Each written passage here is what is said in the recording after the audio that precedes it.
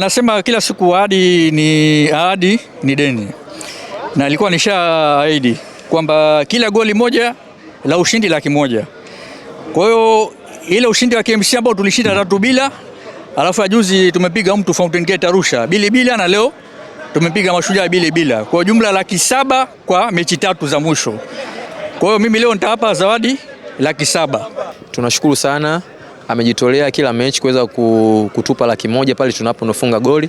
Hata kama timu inatoa bonasi yake, lakini hii hela pia inatubusti sana wachezaji, kwa sababu tunapata wote, hata wale wasiocheza. Ni hela ya kuweka mafuta, ya kuweka vocha, tunapata kupitia hiyo hela, kwa sababu tunaenda kugawana wote, timu nzima. Kwa hiyo tunamshukuru sana, ni support, yani ni mshabiki wetu wa pekee ambaye amejitolea kwa hali na mali kutundo support.